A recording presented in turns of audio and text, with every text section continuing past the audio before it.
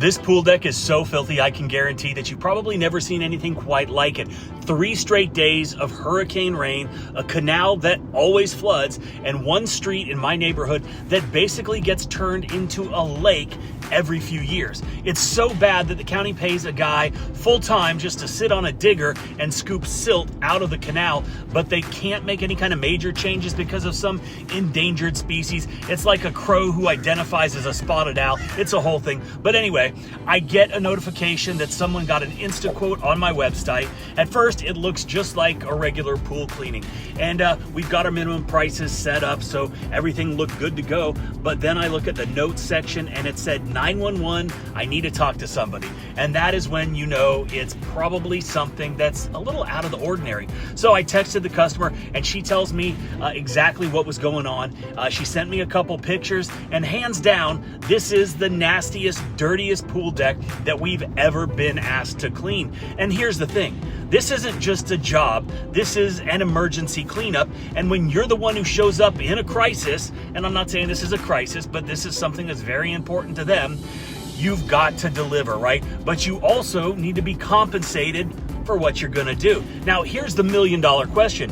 How do you even price something like this when it's an emergency? So before I break it down, drop what you would quote in the comments section. Tell me how much you would charge for this job, and we'll see how close you are. And I'm gonna tell you at the end what I charge, and let's go check out what Mac is up to.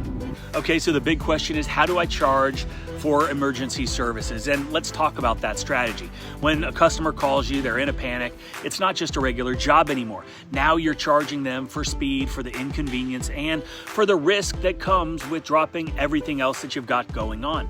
So the first way to do this is with just a tiered speed fee, right? Is it a same-day service? Well, that's a premium, so maybe you charge an extra $250. Next day, maybe it's just $125. End of the week, maybe a little less. And I know a lot of HVAC and plumbing companies do this, roof repairs too. Customers also get it because it's just like shipping.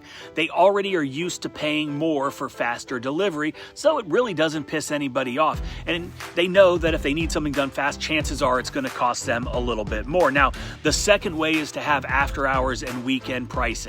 This is standard for HVAC, plumbing, and a bunch of different trades. Now, emergency hourly rates can be anywhere from $100 to $500 depending on the market. Sometimes the first hour is doubled, then you go back to your normal hourly rate. And don't forget, you can also charge diagnostic fees or trip fees if that's part of what you do. And this can be anywhere from $75 to $200 before you even start.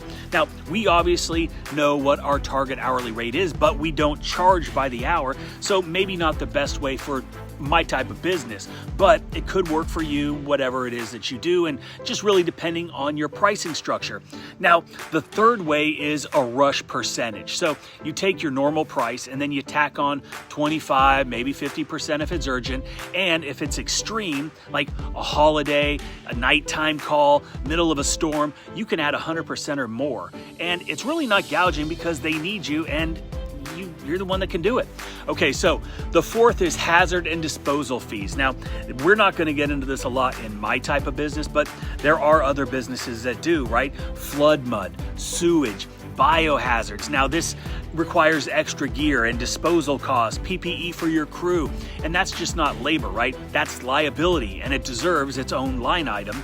And we don't personally run into situations like this often, like I said, but there are a lot of businesses that do, and this is how they handle it.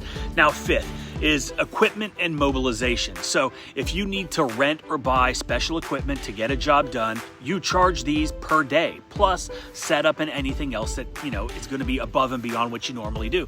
And finally, you got to have minimums and you got to have travel zones. So for emergencies, set at least a 1 hour minimum at the emergency rate plus your call out fee, or a percentage increase on what you normally would charge. And if the job is outside your service area, you gotta charge for the additional distance. Windshield time kills profits and also decreases the other work you could be doing during the time you're sitting in the truck. So if you're gonna drive, you better get paid for that time. And I'm about to tell you how sometimes this type of pricing strategy can backfire. So let me give you a real warning. Don't be predatory, okay? Don't be greedy.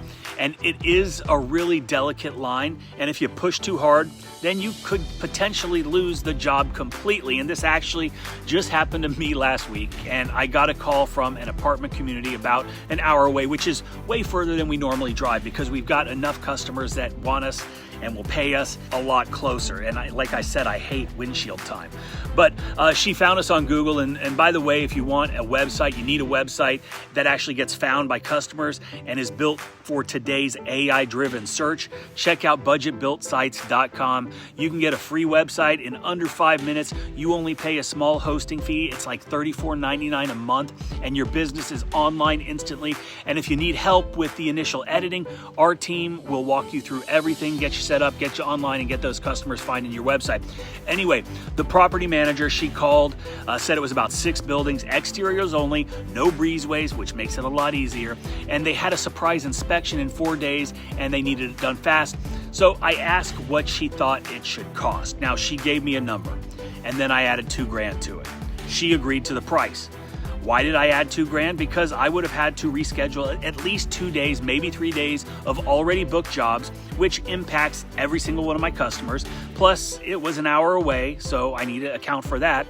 And it was short notice, and they needed it done. They had an inspection. So I sent her over the estimate through Quote IQ. Like I said, she agreed to it. So when she agreed to the estimate, she agreed to our terms and conditions. And then another company came in $4,000 cheaper. She called me back and she said she was going to go with them. And just like that, I lost a $7,000 job. And that sucks, right? But it's reality, and if you push too far, then sometimes you risk losing all of it. Now, if your schedule is jam-packed and you can afford to take that risk, then sometimes it's worth it, but play it smart. You got to understand where your business is, how your schedule's looking, and then you price accordingly. So here's the formula. Diagnostic or call-out fee plus your labor hours at the emergency multiplier price plus any kind of equipment, any kind of additional travel time, and that is basically how you can go about, finding a price for emergency jobs. But you got to be transparent. You got to explain it up front. You got to collect payment info up front also if you need to. And people don't mind paying more in an emergency, but they do want to know what to expect, and they don't want to feel like they got screwed over. So at the end of the day, you're not price gouging. You're charging for your time, for your crew, and the stress of taking on emergencies when nobody else wants to show up or they can't. So I told you that I was going to tell you how much we quoted for this pool deck cleanup, and the initial quote was for $650 based on the picture that she sent me, but they added in their walkways, the bar area, inside the sauna, and unfortunately the staining around the perimeter of the wall. It didn't come off with our soft washing. So we're going to go back. We're going to try another product to see if we can help them get it cleaned up so they don't have to repaint the entire wall. Obviously, we're going to charge them for that service as well, but we need to do a test to see if it is actually going to work before we move forward. So now I want you to tell me how you would have priced that pool deck emergency cleanup. Hope you enjoyed the video. Check out Quote IQ, Budget Built Sites, and if you got any questions, leave them in the comment section down below.